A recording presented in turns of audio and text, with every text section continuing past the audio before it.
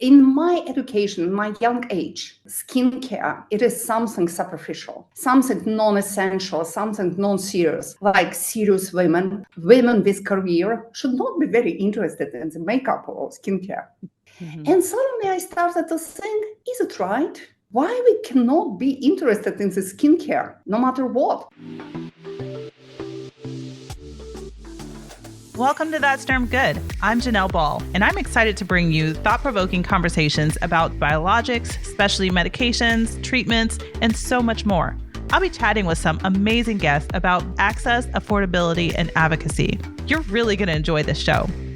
Welcome to That's Term Good. Today, my guest is Dr. Tiina Meder. She is a renowned dermatologist and founder of the award-winning skincare brand Meder by Dr. Tiina. Thank you for joining me. Thank you very much for inviting me, Janelle. And let me say, in the first place, I really enjoy your podcast. Thank you so much. I appreciate that. I am so excited to hear about what you're doing and your skincare line. I was checking out your website. First of all, I love it. It's red. It's got every girl on there has some red lipstick. It's so my vibe. I love that. It's so cute. But I'm excited to talk about your product line. And one thing that caught my eye was how it is created for women in all stages of life during pregnancy and breastfeeding, menopause. I thought that was really interesting because, when I was pregnant with my daughter, my skin was all over the place. And, of course, I didn't know what to use. I was just probably using Cetaphil or something just basic. But I love that you created something specifically for that. So I'd love to jump in and hear about, how you got interested in creating a skincare line. Oh, thank you very much. And actually, it is my background because my first steps in the industry, I made as a safety expert. In French, it's called cosmétovigilance expertise. So in English, I was an expert of cosmetic safety. And I was very passionate about the cosmetic safety from the very beginning because I am a dermatologist, but I started as a cardiologist, and actually my first work in my first years in the cardiology, I worked with pregnant women. I got this group of pregnant and breastfeeding women with congenital heart diseases. And I was so passionate to see how they think a lot about their skin. For me, it was absolutely unexpected because I was a young doctor and a young woman. I didn't have children myself at this time. And I didn't suppose a woman with some difficult heart condition, congenital heart condition, which is life-threatening, going through the pregnancy, going through the childbirth, it was such a hard time for them.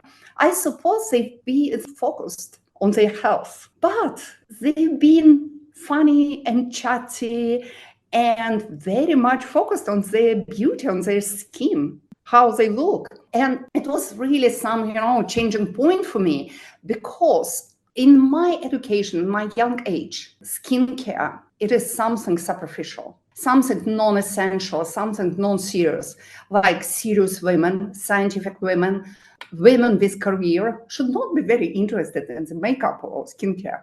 And suddenly I started to think, is it right? Why we cannot be interested in the skincare, no matter what? And I came to some points and to the understandings in skincare. It is essential because it is a life quality. We live in our skin. Our skin, it is the largest organ of our body. And from this point, logically, I came to the dermatology, and from the dermatology, I started to specialize in the cosmetic safety and became a cosmetic safety expert. And I just discovered, and I still think so, that the pregnancy period and breastfeeding period and menopause, they're largely ignored by the industry. Now the situation is changing for the best, but when I started in 90s, pregnant women been seen like some fluctuation, like focus on your baby. You should not think about your wrinkles or pigment spots or anything else because It's non-essential once again. And when I started to work as a cosmetic safety expert, I was constantly looking for some efficient but really safe ingredients. And finally, in the early 2000s, on the conference, in the one day, I've seen two new ingredients. First, it was peptide, and the second one was probiotic. And it was really the day which changed my professional life, because I've seen this ingredient and I said, oh my God, finally, future of skincare is here. Peptides and probiotics, they are highly efficient, but in the same time, they are absolutely safe to apply on the skin. At any stage of your life, it will be always beneficial. And I came to the company I worked for, and I was a head of international training of one of the biggest professional skincare brand in Switzerland. And I worked also for another brand in France. And I came to both of them with this idea to introduce the peptides and probiotics in the skincare. And I was so excited about it. But both of the laboratory being run by male management, and both time marketing meetings went just wrong for me, because they've been saying like pregnancy is just 9 months. Why you are so cared about it? And I think that no woman can say just 9 months, because they're longest 9 months of your life. And so I think, okay, I will do it myself. I came home, I told about it to my husband, and he was very supportive, and we just sold our apartment and launched the brand. But still, for every of our products, I am always starting from the point, is it safe? And I will never launch the formulation which is potentially unsafe for women at some stage of their life. My principle and the core value of the brand, if the product or ingredient is not safe enough to be applied on the skin during the pregnancy, we should not apply it at all. Because the life is precious at any stage, right? Pregnancy or not pregnancy, before menopause, during the menopause. So I am constantly seeking for safe but efficient solutions. I love that, because I feel like my sisters and, that I talk to and other women that have had babies, even like months after they've given birth, their skin is still trying to recover and try to, get back to normal from all of the hormone changes and everything that's happening during that pregnancy. So how do you educate women when they're trying to use your products? As I saw online, you've got some different quizzes to figure out what products are good. It is so true that our skin is changing all the time. And actually, for me personally, my skin was at worst condition after the pregnancy, not during the pregnancy. And sometimes it just going so unpredictably, you just don't understand what happens with your skin. And I think that we should use a little bit different approach to diagnose your skin. I am a big fan of Dr. Leslie Bauman. She is a dermatology professor in Miami University, and she is an author of the best book about cosmetic ingredients and cosmetic treatment. It's called Cosmetic Dermatology. I remember I bought my first book of Dr. Bauman many years ago, probably 20 years ago, in Paris, in the big international masterclass of anti-aging. And I started to read it in the underground and just missed my station 3 times in a row. And what is very intriguing, she is offering the completely different principle of the skin diagnostic and the classification of the skin types. Because the biggest problem in the creation of the skincare routine, then we still stick to this stereotype. Then we have 3 or 4 skin types. For God's sake, astrology has 12 types. So how can we be sure that 8 billion people split in 4 skin types? It is just impossible, because we are all so different. Humanity is so diverse. Yeah. And what I like about Dr. Bauman classification, she offers a different range of types of the skin.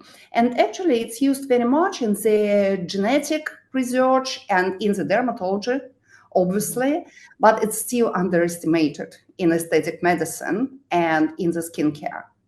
So there are largely 16 of skin types with different variation of severity of some skin concern. So the first question you should answer yourself, how sensitive is your skin? And the skin sensitivity for me, and as I suppose for Dr. Bauman, it is the most important thing, because skin sensitivity reflects the quality of our skin barrier. In skin barrier, it's absolutely crucial. Skin barrier defines the skin life. So if your skin is sensitive, it is very high probability that your skin barrier is impaired. And first and foremost, we should do something about it. So it is always my first question, and what we ask in the quiz as well, how sensitive is your skin? And in the quiz, we cannot use the real questionnaire, but we have, I wrote articles in the blog, and now we are working on the YouTube channel, and we post about it on the Instagram, because you can diagnose your skin sensitivity more objectively. It is a 10 questionnaires created by Professor Laurent Misery from Lyon University in France, which helps to really score your skin sensitivity and understand dynamic of it. How sensitive is your skin today? Because it can change and it will change. You will not live in the same skin all your life. Your skin can be sensitive when you are pregnant and absolutely resistant when you are not. First, we define the skin sensitivity, and after it, we go for next question, stereotypical skin type, dry or oily.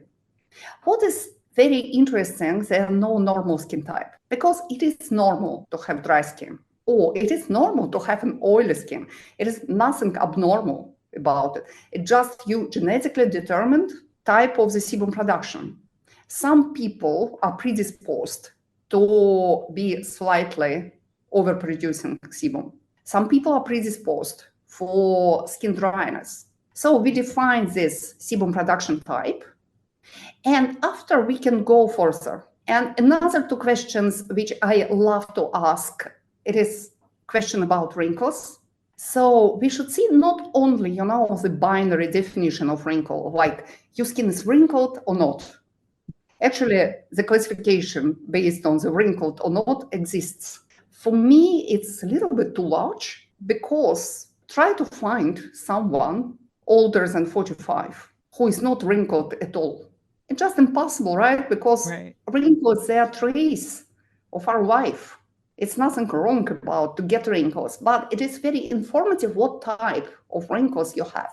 It can be dynamic wrinkles on the forehead. It can be crinkles which fall in the dry skin, superficial chaotic wrinkles, can be lines, it can be static wrinkles, it can be different types of wrinkles. Speaking about your skin condition more than only the word wrinkled or not. And finally, we are coming to the pigmentation. Also defining the type of the pigmentation and the severity of the skin pigmentation. And it creates some kind of the skin passport. I love to call it like this. Because when you define the sensitivity of the skin, the severity of your sensitivity, the type of the skin barrier, the type of your sebum production, the type of wrinkles and severity of wrinkles, and type of the pigmentation, when you summarize all this, you understand better how to create your skin routine. So I always base the choice of the cleanser and the antioxidant serum on the skin sensitivity, because cleanser, it is the product which can destroy the skin barrier or repair the skin barrier. And when people ask me what is the most important product in the skincare routine, I'm always like, cleanser, it is number one. No one expected, actually, because everyone is so focused on the cream, let me buy the most expensive cream. But start with a cleanser. The cream should be based, the choice of the cream should be based on the sebum production, because the cream, the moisturizer, it is a product which interacts naturally with your sebum glands. So it can reduce the sebum production, it can stimulate the sebum production, and it can optimize your sebum production and lead it to some balance, which we call normal state. And for wrinkles treatment, pigmentation treatment, and other aesthetic concerns like acne, which Professor Leslie Bauman, she includes acne in the sensitivity part of the skin diagnostic, or redness or rosacea, it can be treated actively, but it is a treatment which has the beginning and the end. Ideally, you should not live with an acne all your life. You should get like once in a time successful treatment of the acne and eliminate it. Does hormones play a huge role in that? Yeah, absolutely. Hormones play a crucial role in everything. How do you And balance? absolutely everything on our skin. But we cannot speak about hormones ignoring all the rest. Lifestyle is equally important. And the good thing about it, then we can compensate our hormonal imbalance with positive lifestyle choices, with right diet, with skincare, and sometimes with medication if needed. Yeah, that makes sense. So you sell your products all over the world, I'm assuming. Is that correct? So Yeah, we have in more than 30 countries over the world. And I'm so proud about it because, I never expected that my product became global. When I launched it in 2009, and it was only one product. Wow. The set for professional wrinkles treatment based on peptides and probiotics. And now when I think then you can find Meder skincare in Australia and New Zealand and Norway and Faroe Island, I'm still excited about it. I'm like, oh my God, how it happened to me? Yeah, that's amazing. Congratulations. Oh, thank you. So when everybody is ordering products from all over the world, does it make a difference where they live, like what country they're in, as far as how the products react to their skin? Or is it all the same based on that quiz or all those steps that you went over? Yes and no. There are many geographical factors playing the role in our skin condition, but we are very much wired genetically and epigenetically to adapt to our environment. That's the beauty of everything living on the planet Earth. Then we are adapting, at least all biological, everything, including human being. We are adapting to our environment. But now people travel much more, and this amazing ability to adapt, it is very much age related. So when you change the geography, the country, the part of the world when you are living in the young age, you will adapt perfectly. Probably your skin will not notice the difference. If you change the country when you are in the postmenopausal age, it will be much more difficult to adapt.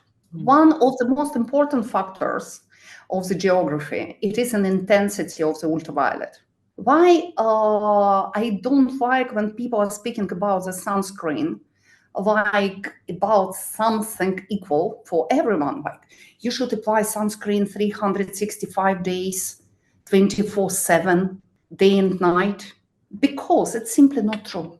Sunscreen should protect your skin against the ultraviolet, but it should protect your skin properly and it should be adapted to your real situation. Because people in Australia and people in Sweden, they live very different life. I'm from Scandinavian country myself. We wait for sun. We don't have any sun for 8 months in a year. I'm from Estonia. We have polar night. We don't have any kind of ultraviolet during the polar night. So it will be just, a bit illogical to apply the sunscreen in December when the sky is dark. But in the same time, in Australia, you should apply the sunscreen in the early morning and to reapply it during the day if you spend some time outdoors, like our Australian friends, they love to do. Another factor, it is the temperature. There are cold countries, there are very hot countries, and our skin, and first of all, our stratum corneum, superficial layer of skin, and the sebum production, our capillary vessels, all this functional structure, all the skin architecture adapts to the skin temperature. It functions differently in heat or in cold. But speaking about the skincare, I believe we can find some global solution. Just being smart and a bit creative. We don't have sunscreens because honestly, it is the most difficult part of the work of cosmetic chemist. And I'm working on the sunscreen for more than 10 years. I am still not satisfied with results. So we never launched the sunscreen on the market because I'm still looking on another sunscreen. And I think there are a lot of amazing sunscreens on the market. Like me personally, I know dozens of them. Why to launch another one which is not better than any of you can buy now? But the very important part is, for me, it's another core value of the brand. Then skincare should not be photosensitizing. I just feel that it is not right to launch photosensitizing product for home care because we cannot control it. Despite Meder, it is a professional brand. I am very realistic and I understand that you cannot live with a beautician 24/7. No one will control what you do. And if you will be using photosensitizing product, at some point your skin will be too sensitive to be able to protect itself and even to get an ability to be protected by sunscreen. And so all of our products, I never used any photosensitizing ingredients. I never used retinol. I never used any retinol derivatives. I never used hydroxy acids. I love all of these ingredients, but I just believe they should be used as a professional tool. I, being cosmetic safety expert, I still have this mindset. So I don't want it to give in the people's hands without proper control. And for temperature factors, the most important thing, it is the texture of the product. There are a lot of myths about it, like you cannot use rich product during the summer, or you should use only rich creams in the winter time when it is cold. Scientifically, there are no evidence of difference. I am very interested in this, research about skin reaction to cold and to extreme cold. And recent research from Finland shows that it's no different. You apply very rich cream, which is not absorbed by the skin, and create some rich film on the skin surface. Or you apply very thin, easily absorbed emulsion, because skin protects itself differently. And even the too rich texture of the cream can create this false illusion of the protection. So my solution is create the very easily absorbed emulsion, which can be absorbed by the skin naturally and physiologically, and to be absorbed through the stratum corneum of the skin. And when the skin surface is covered by something, cream, emulsion, some cosmetic product constantly, it cannot renew properly itself. It just loses the ability for the natural renewal. So when you use some lightweight texture, which can be absorbed a little bit deeper, not through the whole epidermis, just through the first 5 layers of the superficial skin layer, just to be absorbed by keratinous layer of the skin. You leave your skin freedom to react, and in the same time, you protect the microbiome and you protect the skin a little bit more wisely. That makes sense. In the wintertime, what I needed is a heavy cream to moisturize my skin. So that makes a lot of sense. My mother applied on my skin real lard because before I went skiing, it was like minus 30, minus 40 degrees. And sometimes it was too cold to go to the school. Mhm. And we just went skiing or play outdoor. And our mother just applied some fat on our faces. Wow. But scientifically, there no evidence and it helped. So you grew up wanting to be a chemist like your mother? Is that correct? Yeah, actually, Wow. I wanted very much to be a chemist. But at this time, in 70s, the chemistry, especially industrial chemistry, Mm, was kind of dangerous area. And my mother told me, you will be the chemist over my dead body.